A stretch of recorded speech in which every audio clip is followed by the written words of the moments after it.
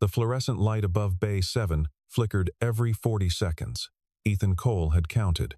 He'd been counting it for 11 months every morning when he arrived at 6:45, before the rest of the crew clocked in, and every evening when he stayed past 7 to finish whatever the junior techs had left half done.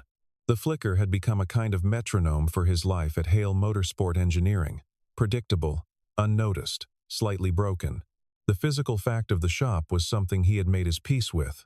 Some shops were beautiful, climate-controlled, custom-lit. The kind of facility where the environment itself communicated the seriousness of the work. This was not that kind of shop, or not entirely. The executive and prototype areas were pristine. Bay 7 was old infrastructure, running on old infrastructure budget, and the fluorescent fixture above it had been on the maintenance request queue since the 3rd week of his employment and had never made it to the top. He'd considered fixing it himself, which technically fell outside his job description, and had decided against it on the theory that fixing things outside your job description was how you ended up with more things outside your job description and no acknowledgement for any of it. The bay smelled the way all serious garages smell, not the romantic scent of motor oil and ambition that automotive magazines like to describe, but the real thing: burnt rubber, hydraulic fluid, something metallic and faintly sweet beneath it all, like copper warming in the sun. Ethan moved through it the way a man moves through his own house in the dark. He didn't need to look where his hands went. Cole. That was Derek Marsh, 26 years old, 3 months out of MIT, currently holding a diagnostic tablet like it was a sacred object. The torque calibration on Bay 3's off by like 2 units. Can you run the recalibration sequence? We're behind on the morning report. Ethan set down his socket wrench. He looked at Derek for a moment, not with hostility, just with the particular patience of a man who has learned that some conversations cost more energy than they're worth. 2 units won't affect the baseline, he said. But if it bothers you, the recalibration sequence is in the manual. Page 212. Derek looked at him like he'd suggested solving the problem with a dowsing rod. I don't have time to. Neither do I, Ethan said, and picked up his wrench again. Derek left. The light flickered. The car in Bay 7 was a 2023 HME7, the production model that the racing division used for regional circuits. It was not, by any stretch, the most sophisticated machine in the building. That honor belonged to the prototype 2 floors up, behind a keycard door that Ethan's credentials didn't open. But the HME7 had a valve timing problem that 3 different techs had failed to diagnose over the past 2 weeks, and this morning Ethan had been assigned to it with the specific instruction from shop foreman Greg Halliday to just make it drivable. Don't overthink it. Ethan didn't overthink it. He listened to it. That was the thing nobody in the shop understood about him, or rather, it was the thing they understood just enough to dismiss. The younger techs worked from readouts and software alerts. They were good at it. They understood the data. But Ethan worked from something older and harder to name. The sound a gasket makes when it's beginning to fail but hasn't failed yet, the almost imperceptible vibration in a driveshaft that's a 1/4 millimeter out of true, the way an engine breathes differently at altitude versus sea level, when the intake manifold has been rebuilt 1 too many times. He pressed 2 fingers against the valve cover. Let the engine idle. Waited. There a hesitation in the rhythm, not mechanical, not electrical. Thermal. The coolant jacket on the 3rd cylinder was restricting flow at operating temperature, causing microsecond deviations in the combustion cycle that the diagnostic software wasn't calibrated to catch, because the software had been written for normal operating conditions, and this engine had spent 6 of its 11 months running at track conditions, which were not normal. He spent 22 minutes making 3 adjustments, none of which involved the parts that the previous 3 techs had replaced. The engine smoothed out. The rhythm became what it was supposed to be. He documented the repair in the log with the same sparse language. He always used no flourish, no explanation of his reasoning, just what he'd found and what he'd done. Then he moved to the next bay. Lily was 6 years old and had the specific, devastating habit of asking questions that had no comfortable answer. "Did you fix the car?" she asked that evening. Sitting at the kitchen table with a coloring book she wasn't really using. "Yes," Ethan said from the stove. where he was making the pasta with the jarred tomato sauce she liked and he pretended to like. Did they say thank you? He didn't answer immediately. The pasta water was starting to bubble. They didn't really notice, he said. Lily considered this with the solemn thoroughness of a 6-year-old philosopher. That doesn't seem fair, she said. No, he agreed. It doesn't. She went back to her coloring book, or the pretense of it. After a moment she said, without looking up, Mrs. Patterson noticed when I fixed the pencil sharpener. Did she? She said thank you 3 times. I counted. Ethan smiled at the pasta water. 3 times is a lot. I know. Lily selected a purple crayon. You should work somewhere. They say it at least twice. He didn't tell her that places like that were harder to find than she imagined. He didn't tell her about the stack of bills on his nightstand, or the outstanding balance at Riley Memorial from when she'd had her appendix out 14 months ago. Or the way the math of their life added up to, you take what you can get, and you do it without complaint. He just served the pasta, and sat across from her at the small kitchen table, and they ate, and she told him about a bird she'd seen in the schoolyard, that she was sure was a species that didn't normally live in the region, and he listened like it was the most important story he'd ever heard. Because it was. The prototype lived in Bay 12. Ethan knew this, the way he knew most things at HME, by attention, by inference, by listening to conversations that weren't directed at him. The engineering team called it the Raptor, internally. It was the successor to the HME 7 line, built around a new modular architecture that would allow the company to compete at a tier they hadn't reached in the 7 years since Victoria Hale had taken over from her father and restructured the division from a boutique manufacturer into something with real competitive ambitions. He had no business being near it. He also had no ability to stop himself from pausing beside the keycard door whenever his route took him past it, feeling the faint vibration of machinery through the wall, reading what he could from what he heard. The Friday morning, everything changed. Ethan was delivering a parts manifest to the engineering office adjacent to Bay 12 when the door opened and 2 of the lead engineers, Carolyn Briggs and a younger man named Spencer Walsh, came out with their faces arranged in the particular expression of people who have just spent 4 hours arguing about a problem they cannot solve. If it's not the fuel mapping, then what? Spencer was saying. I don't know, Carolyn said. The mapping's fine. The simulation shows the mapping is fine. The simulation also showed the cooling system was fine. And we had 2 thermal shutdowns last week. They went past Ethan without seeing him. He stood in the corridor for a moment, holding the parts manifest. He could hear, beneath their conversation, the particular unresolved quality of engineers who have been circling a problem long enough that they've started to distrust their own instruments. He recognized it because he'd felt it himself, years ago, before he'd learned that the distrust was sometimes correct and the instruments were the problem. Then, before he'd made a conscious decision, he was pushing through the door. Bay 12 was twice the size of the regular bays. It smelled differently cleaner, more controlled, the environmental systems keeping temperature and humidity within tight tolerances. The Raptor sat in the center under a battery of professional lighting, its carbon fiber body still partly unpaneled. The engine exposed, like an anatomical drawing. Ethan walked toward it. He wasn't running through a checklist. He wasn't consulting a diagnostic protocol. He was simply looking at a thing he understood, the way a musician understands an instrument, not just functionally but structurally, at the level of principle, at the level of why. The fuel injection rail had been assembled with the secondary return line inverted. It was subtle. The line was technically connected and technically sealed. It would pass a leak test. It would pass a pressure test. But under sustained high RPM operation, the flow dynamics would create a pressure pocket that would introduce air microbubbles into the fuel stream, and those microbubbles would cause irregular combustion that would manifest as power loss at exactly the moments when maximum power was required.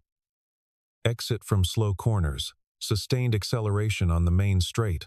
It was the kind of mistake that happened when someone who understood the components perfectly assembled them, without fully understanding how they interacted under race conditions. Ethan reached in and began to address it. He was working on the secondary clamp when he heard footsteps, precise, unhurried, the kind of footsteps that had learned to sound like authority, and then a voice that he associated immediately, with someone accustomed to being the most important person in any room. "What are you doing in here?" He didn't straighten up immediately. He finished seating the clamp before he turned around. "Because if you stop in the middle of something like that, you can create a worse problem than you started with." Victoria Hale was 38 years old and had the particular quality of someone whose composure had been assembled so carefully, for so long, that it had become structural rather than performed. Her dark hair was pulled back. Her expression gave nothing away. She was looking at him the way you look at something that shouldn't be where it is. "The secondary return line on the injection rail is inverted," Ethan said. "I was correcting it. You don't have clearance to be in this bay." "No," he agreed. "What's your name?" "Ethan Cole. I'm in general maintenance, Bay 7. She looked at him with the kind of assessment that takes in a person's clothing, posture, tools, and apparent station simultaneously without appearing to. Then she looked at the engine. "Step away from the car," she said. He stepped away. "Carolyn." She said it without raising her voice. And somehow Carolyn Briggs appeared within 30 seconds. "Have this area reset and have someone walk Mr. Cole out. And find out how he got past the key card." "The door didn't latch completely," Ethan said. "It's been doing that." "I can fix that too, if you want." Victoria Hale looked at him for a long moment. Something moved behind her eyes. Not softening. Exactly. But a recalibration. "Don't touch anything else," she said. "Either of you. Have someone look at what he did to that rail before we run the car." Then she was gone, and Ethan was escorted, very politely, back to Bay 7. The test run was scheduled for the following Tuesday. Ethan knew because the whole facility knew it was the kind of event that filtered through a place, creating a different quality of attention in the people who worked there. The engineering team arrived earlier than usual. The prototype bay was active by 6 in the morning. There was a journalist from Motorsport Engineering Quarterly being given a very careful tour of the non-sensitive areas by someone from communications. Ethan was in Bay 4, replacing a brake line on a regional circuit car, when Greg Halliday appeared beside him. "Cole, whatever you did to that rail on the prototype, they put it back to how it was." He said it without inflection, reporting a fact. Ethan set down his tool. "They put it back. Spencer Walsh said the original configuration was correct per the design spec. They thought you'd messed with it." He thought about that for a moment. The design spec. He thought about who had written the design spec and what they had understood when they wrote it, and what they had not understood, the thing that happens between theory and practice, between a drawing and a machine that runs at 9,000 revolutions per minute under race conditions for 90 minutes. "When are they running the car?" he asked. "This afternoon, 2 o'clock. Tell them it'll fail," Ethan said. "Not immediately. Somewhere in the second session. Power will drop at high RPM. First it'll feel like a tuning issue. Then the bubbles will reach critical density, and the engine will shut down." Halliday looked at him for a long time. Greg Halliday was 51 years old and had been in motorsport manufacturing for 23 years. And he was not, by any measure, a stupid man. He had noticed things about Ethan Cole over 11 months that he had not spoken about. Because there are things you sense in this industry without being able to explain them, and you don't say those things out loud until you understand them better. "I'll pass it up," Halliday said. "Can't promise anything." "I know," Ethan said. He passed it up. Victoria Hale received the warning, filed it under the category of maintenance staff overstepping, and proceeded with the test. The Raptor ran beautifully for 40 minutes. Ethan could hear it from Bay 4, or rather, he could hear the facility's reaction to it. The particular quality of silence that settles over a crowd watching something work the way it's supposed to. He kept working. He replaced the brake line. He started on the oil service for an HME6 that was due for its quarterly maintenance. At 3:22 p.m., he heard the sound change. It was faint from where he was. The engine note developed an irregularity, barely perceptible, that another person would have attributed to track conditions or driver input. Ethan knew what it was. He set down his wrench and waited. At 3:31 p.m., the Raptor's engine cut out completely at the far end of the test track. The silence that followed was a different quality from the silence before. Ethan picked up his wrench and went back to the oil service. The meeting was in the conference room, adjacent to the executive level, which Ethan had never been in. He sat across from Victoria Hale and Spencer Walsh, and a man from legal named Renner whose first name he wasn't given, and he understood within the first 90 seconds that the conclusion had already been decided. The diagnostic team has determined that the fuel injection rail was interfered with prior to this afternoon's test, Spencer said. He was precise about his language, which Ethan noticed. Interfered with, not modified or adjusted. Interfered with. I corrected an assembly error, Ethan said. The configuration you altered was consistent with the design specification. The design specification doesn't account for pressure dynamics under sustained high RPM race conditions. That's not something you'd be in a position to evaluate. There was a silence. Victoria Hale was watching him with the same expression she'd had in the bay, not hostile, exactly, but fundamentally closed, like a door that had been shut and was not going to open. Your access to Bay 12 was unauthorized, the legal man said, and the outcome of this afternoon's test is directly attributable to the modification you made to the vehicle. We're terminating your employment, effective immediately. Ethan looked at Victoria Hale. She didn't look away, but she didn't say anything either. The engine failed because the return line was put back to its incorrect configuration, he said. He wasn't arguing. He was simply putting the fact into the room, because the fact existed regardless of whether anyone in the room wanted it there. I told Greg Halliday it would fail. He passed it up. That's documented. That's all, the legal man said. Ethan stood. He picked up his jacket from the chair. He looked at the room one more time, the clean conference table, the framed photographs of winning cars on the walls, the particular quality of light that expensive buildings have, the secondary return line, he said. On the Raptor. When you rebuild, don't route it the way the spec shows. The spec is wrong. Then he left. The drive back was 22 minutes. And he spent it not thinking about Hale Motorsport Engineering. He thought about whether the grocery store would still be open, because they were low on the cereal Lily ate for breakfast. He thought about the insurance paperwork on the nightstand that he'd been putting off, because the premium increase notice required a call to a number, with hold times measured in geological epochs. He thought about the small backyard, and whether the weather would hold through the weekend. Because Lily had been asking to plant something tomatoes, she'd decided, because her teacher had a tomato plant, and it seemed to Lily like a profound and reasonable ambition. The grocery store was still open. He bought the cereal. He bought tomato seedlings from the small rack near the entrance. 3 of them in little plastic pots, because the weekend was going to be fine. Lily was at the neighbor's apartment, Mrs. Fontaine, 74 years old, who babysat for $40 a day and pretended she was doing Ethan a favor, when in fact she found Lily's company genuinely preferable to most adult conversation, a judgment that Ethan entirely understood. He collected her. She was wearing a crown she'd made from Mrs. Fontaine's aluminum foil. "How was your day?" she asked, in the exact tone and cadence she'd heard him use with her every evening, which she had decided was the correct greeting. "Different," he said. Different good or different bad? He considered this, buckling her into the car seat. Just different. I don't have my job anymore. She looked at him with the particular seriousness of a child who understands that some sentences require full attention. Did they fire you? Yes. She was quiet for a moment. Then, did you do something wrong? He started the car.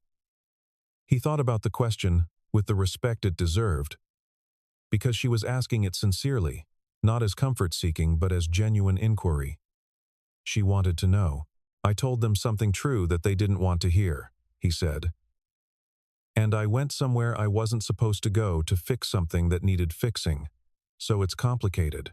Being right is different from being allowed, she said. He glanced at her in the rearview mirror. Where did you hear that?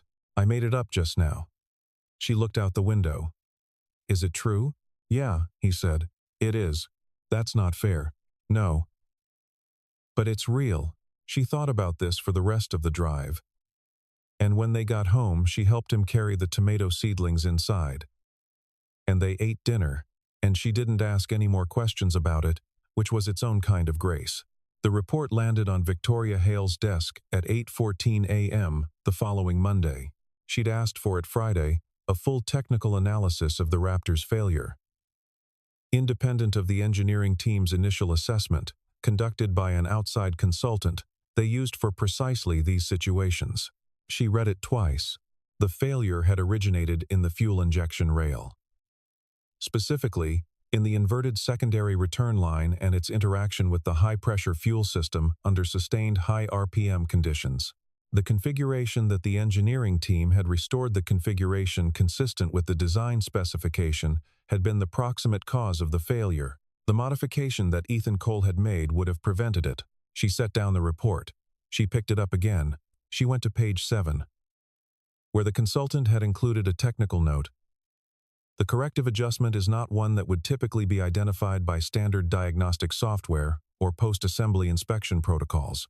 It requires familiarity with the interaction dynamics of this specific fuel management architecture under race-condition thermal loads. This level of knowledge is not common. Victoria Hale had a gift, which was the ability to hold two contradictory things in her mind simultaneously, without immediately resolving the tension between them. She had fired a man for causing a failure. The technical evidence indicated he had, in fact, tried to prevent it. She walked to the window. The test track was visible from here. Empty. In the early morning, she went back to her desk and pulled up Cole's HR file. Hired 11 months ago, through a contractor. No formal credentials on file. The contractor had processed the background check, and she realized now she'd never looked at what that check contained. Standard maintenance role. 2 positive informal reviews from Halliday. No incidents prior to the Bay 12 entry. She called Halliday. "The report's sitting with you," he said, before she could frame the question. "Yes. I told you he said it would fail," Halliday said. "I put it in the system. The timestamp's there. I know." A pause. "Greg. In 11 months. What did you notice about him?" Another pause. Longer. The kind of pause that contained things a man had been thinking for a long time, without saying. "He fixes things in ways I've never seen," Halliday said. "Not textbook, not diagnostic software ways. He knows what's wrong before he opens the car. And the other day, before the thing with the prototype, Carolyn Briggs came down to Bay 7 to ask me about a cooling issue on the HME6 series, a problem the engineering team had been chasing for 3 months. Ethan was across the floor with his back to us. He said, without turning around, "Check the seals on the intercooler housing, 3rd unit from the left in the series." Just like that. Carolyn went and checked. It was exactly right. Victoria didn't say anything. "I've been in this industry a long time," Halliday said. "The way he understands these cars, it's not maintenance-level knowledge. It's not even senior engineer-level knowledge. It's something different. It's like he knows why they work, not just how." After she hung up, Victoria sat at her desk for a long time. Then she went to the archive. The archive occupied a server room and 2 filing cabinets that nobody had touched in years. HME's engineering documentation went back to the company's founding, and her father had insisted on maintaining physical copies of everything, a habit she'd privately considered archaic and had never gotten around to ending. The Raptor's architecture, the fuel management system, the modular suspension geometry, the thermal management approach traced its lineage to a design framework developed internally in the early years of her tenure. She'd always understood this as the work of the engineering team she'd inherited and expanded. She'd always understood the intellectual history of the company's technology, the way you understand things that happened before you were paying close enough attention. The document she found was labeled HME Advanced Propulsion Architecture V, 1 Conceptual Framework and Design Principles. The date was 7 years ago. The author field read, E. Cole, Chief Propulsion Engineer, Consulting. She read for an hour. The framework was she had enough technical knowledge to understand this, even if the depth of the engineering was beyond her foundational. Not just prescient, but generative. The principles it laid out had shaped every significant engineering decision the company had made since, often without anyone consciously tracing the lineage. the cooling management approach on the HME6 series, the modular geometry of the suspension system that had become their competitive differentiator, the fuel management architecture that was, right now, at the heart of the Raptor's design. All of it traced back to this document. To a man who had apparently worked with HME for 2 years as a consulting engineer, 7 years ago, and then she checked, had simply stopped. No formal departure documentation, no legal dispute, no forwarding arrangement. He had been there, and then he had not been there, and in the intervening years, the company had built an entire competitive identity on the foundation he had left behind, without apparently anyone noticing that they'd lost the man who understood it at its deepest level. She looked at the name again, E. Cole. She thought about a man in a maintenance uniform pressing 2 fingers against a valve cover and waiting. She thought about a man who had gone into a restricted bay not to sabotage a car but to fix it, and had then been fired for the failure that resulted from undoing his fix. She thought about what Halliday had said. It's like he knows why they work, not just how. She closed the document. She opened her calendar. She looked at the next 3 weeks. 2 investor calls, a regional race circuit with the HME7 fleet, a launch event for the Raptor's public debut that was now very much in question. She thought about what it meant to have been wrong. Not mistaken wrong. There was a difference, and she'd learned it expensively enough to take it seriously. She picked up her phone. The HME7S started failing on Wednesday. Not catastrophically, these were production vehicles, not prototypes, and the failures were the kind that accumulated rather than exploded. A power loss under load that 3 different crew chiefs reported independently. A thermal irregularity in the cooling system that matched the pattern Carolyn Briggs had been chasing for 3 months.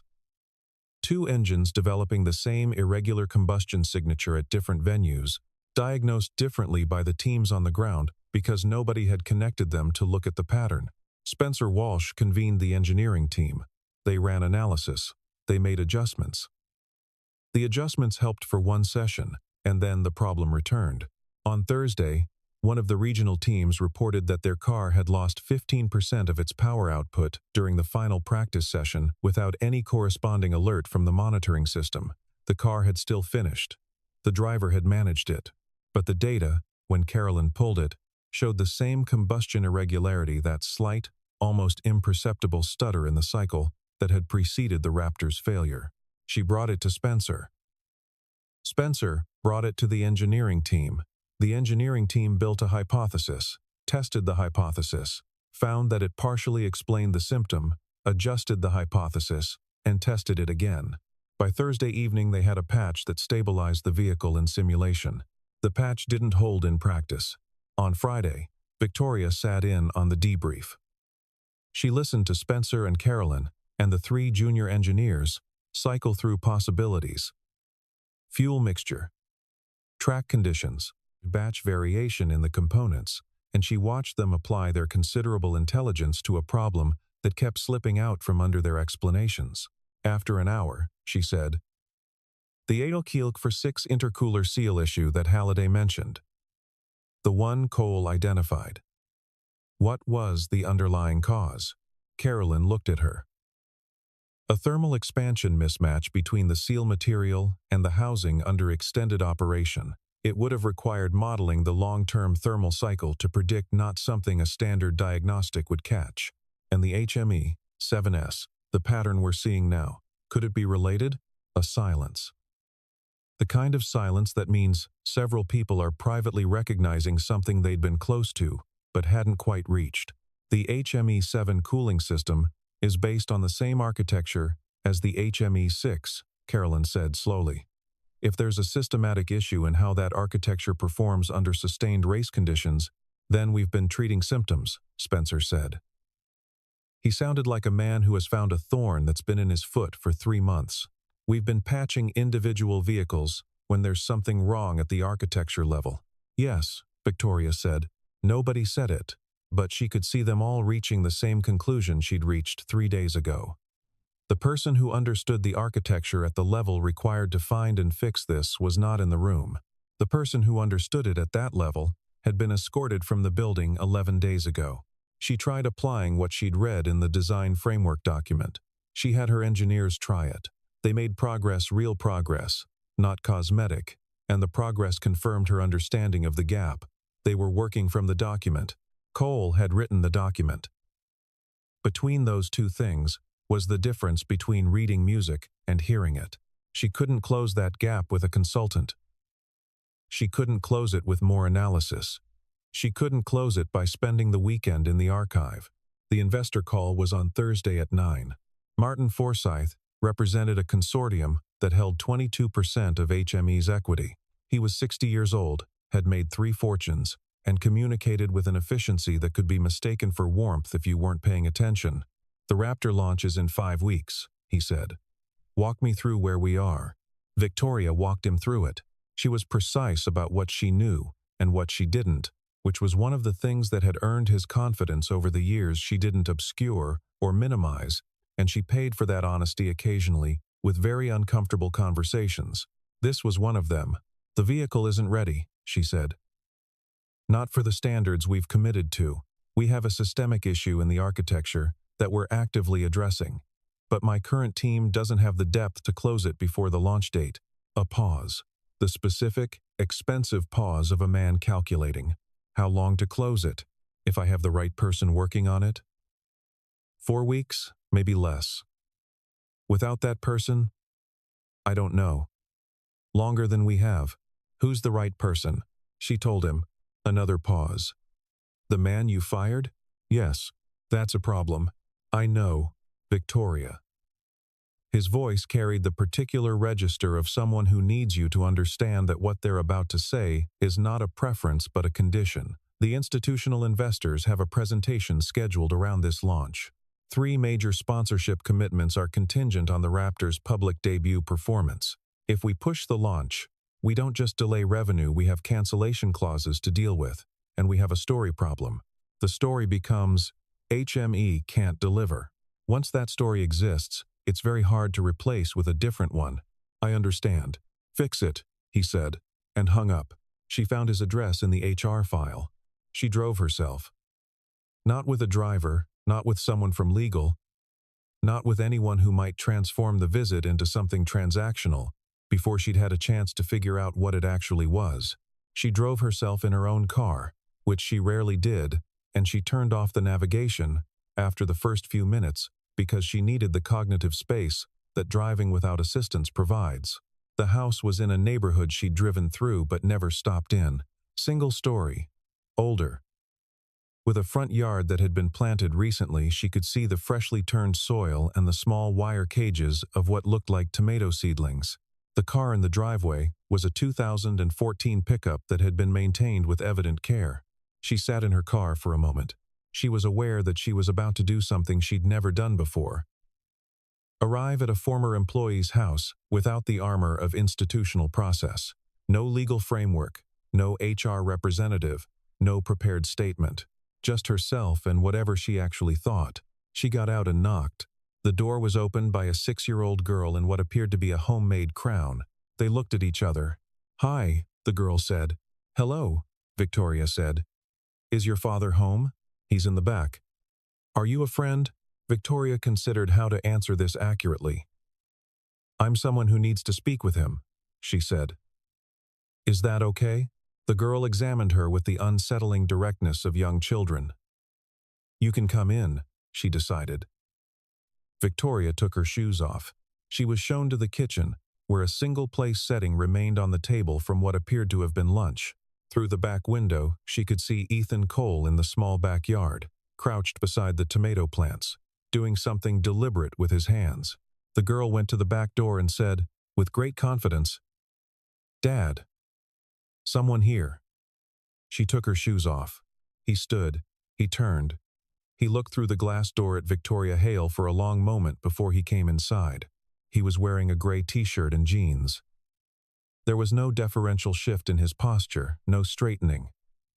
No adjustment to accommodate her presence the way people usually adjusted. He just looked at her. "This is a business call," she said. "I'd like to be clear about that." "All right," he said. "I need you to come back." He said nothing. The Raptor has systemic issues that trace to the foundational architecture. My team has the diagnostic reports and the framework documents, but they don't have the depth to solve it before the launch. You do. You read the archive documents, he said. Yes. How long did it take you to find them? A beat. 11 days. Something moved in his expression, not satisfaction, not bitterness. Something more complicated. You fired me for fixing the same problem you're now asking me to fix. I know. You didn't say I'm sorry. Not yet, she said. I'm not sure I've earned it yet. I'm telling you what I should have noticed. What I didn't notice. And what I'm asking for. What I owe you for the time, and what I owe you for the mistake. I'd like to work that out separately, if you're willing. He looked at her for a long time. The 6-year-old had reappeared in the doorway and was watching the conversation with the careful attention of someone taking notes. This is Lily, he said. I know, Victoria said. She has good security instincts. Lily, who had been clearly taking this as a compliment from the moment it was said, stood up slightly straighter. If I come back, Ethan said, it's not to fix one car. It's to fix the architecture. Whatever else needs to change in how the documentation is maintained and attributed, that happens too. I'm not going back to be a resource that gets used and filed incorrectly again. That's fair, Victoria said. Lily has a medical bill from 14 months ago. Still outstanding. Victoria didn't break eye contact. I'll take care of it. It's not a condition, he said. I'll take care of it eventually. But it's context. It's part of what 11 months in that shop looked like. The room was quiet. Through the back window, the tomato seedlings moved slightly in the afternoon breeze. I'll come back for the car, he said at last. Not for the company, not for you, because the car is a good problem, and there are people at HME whose jobs depend on it running right. That's the reason. I'll take it, Victoria said. He didn't come back with ceremony. He came back the way he'd always come, early, before most of the staff arrived, in the same clothes. Halliday met him at the entrance and gave him a keycard without saying much, and that was the extent of the welcome. He worked methodically. He spent the first 3 days doing nothing but examining every component in the fuel management system, the cooling circuits, the suspension geometry, not fixing, just understanding the gap between the architecture as designed and the architecture as built. 7 years of incremental decisions, each rational in isolation, had collectively drifted the implementation away from its foundational intent, the way a river slowly shifts course. No single moment of change, but an aggregate divergence that only becomes visible from a sufficient distance. He documented each deviation. He didn't do this for the record. Or not only for the record, he did it because understanding the shape of the drift was the only way to understand what needed to be corrected, and in what order. Some of the deviations were harmless. Some were the source of problems the engineering team had been chasing for months without recognizing their common origin. On the 4th day, he started making changes.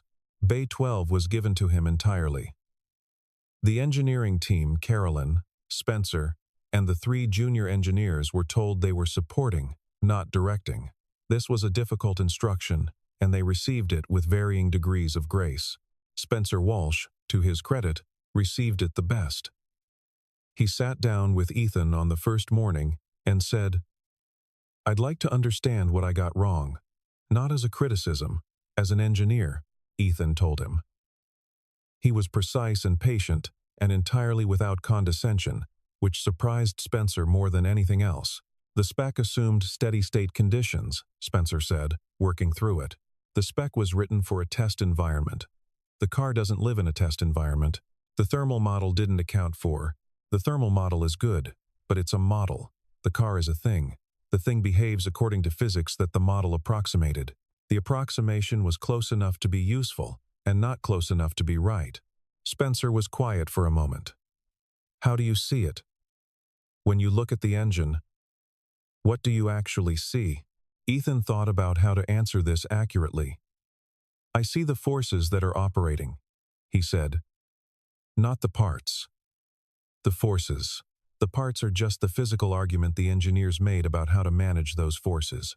When the argument is wrong, the forces find another way. Spencer Walsh wrote this down.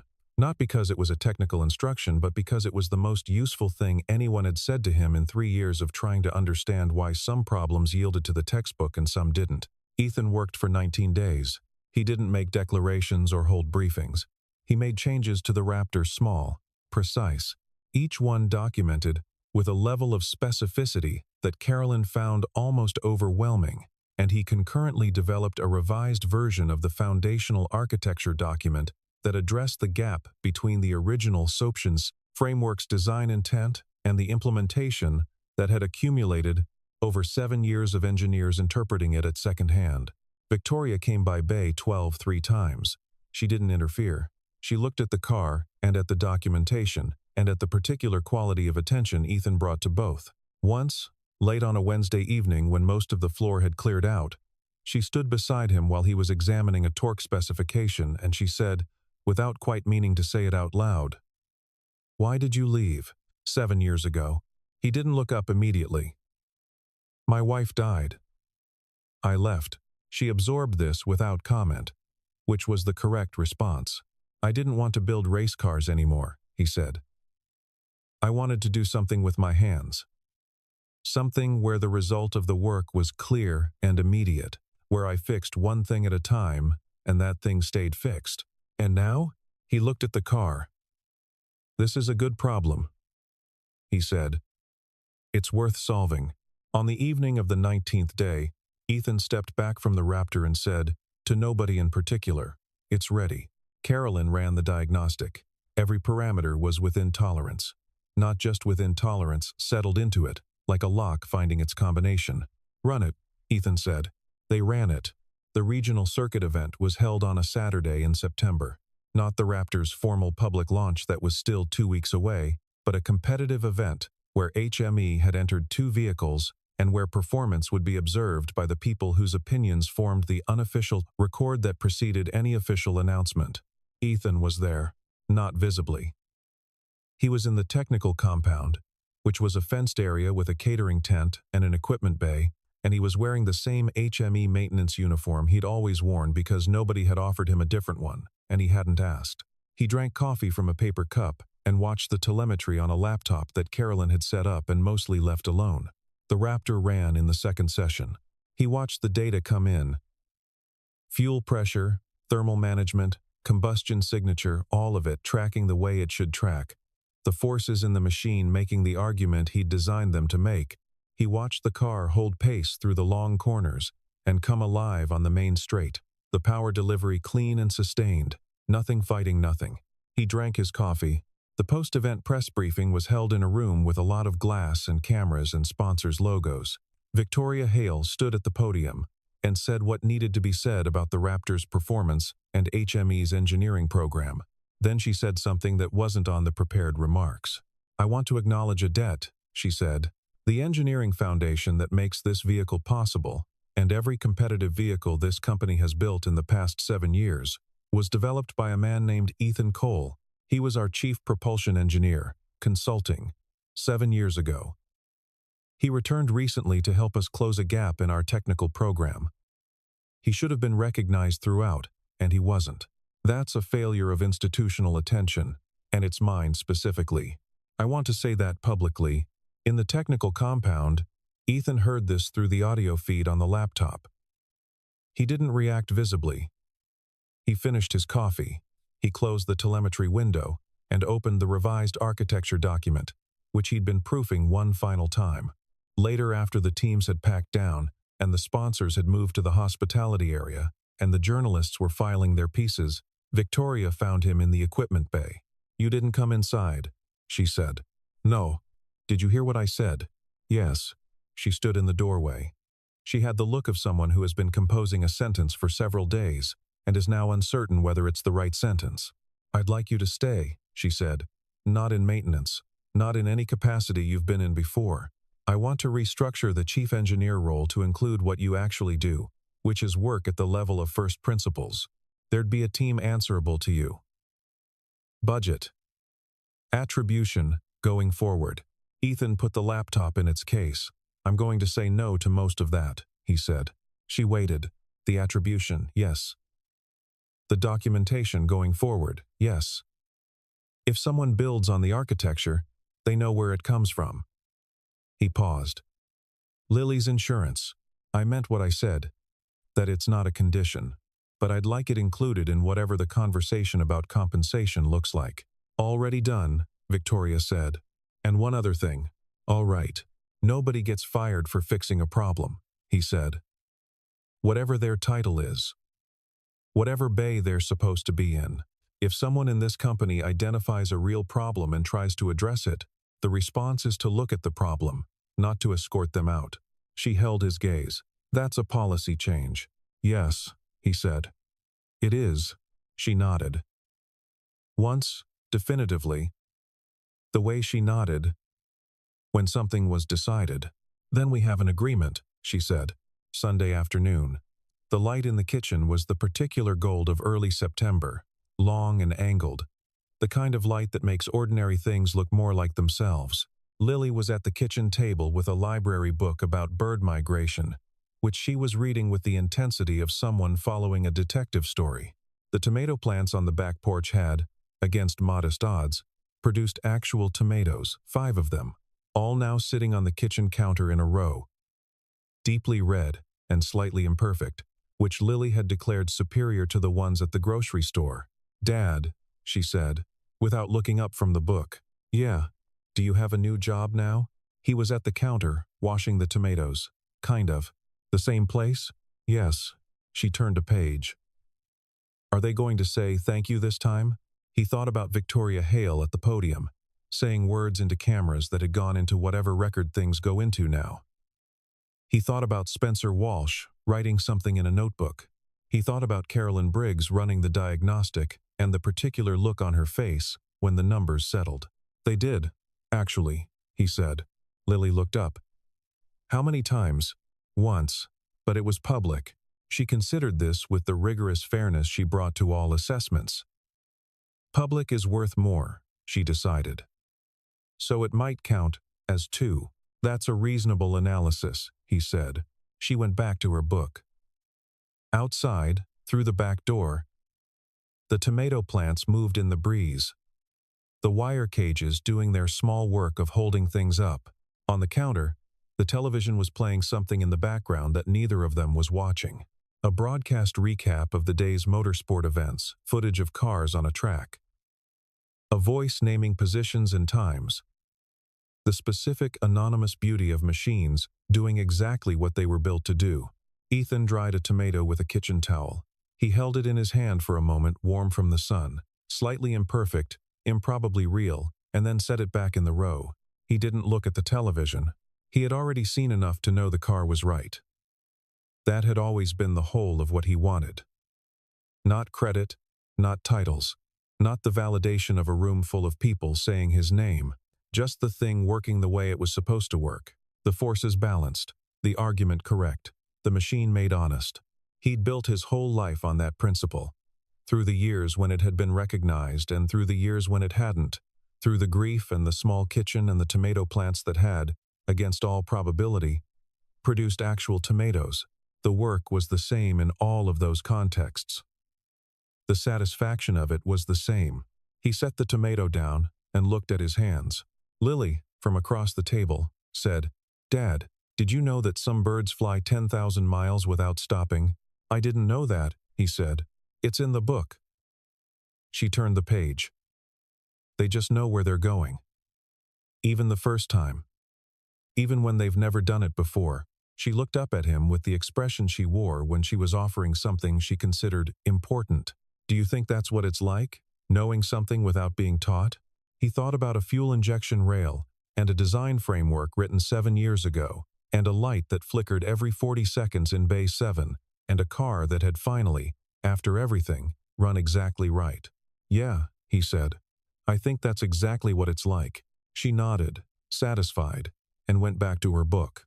Outside, in the small backyard, the tomato plants held their ground against the September breeze. The wire cages doing their patient, anonymous work of holding things up toward the light.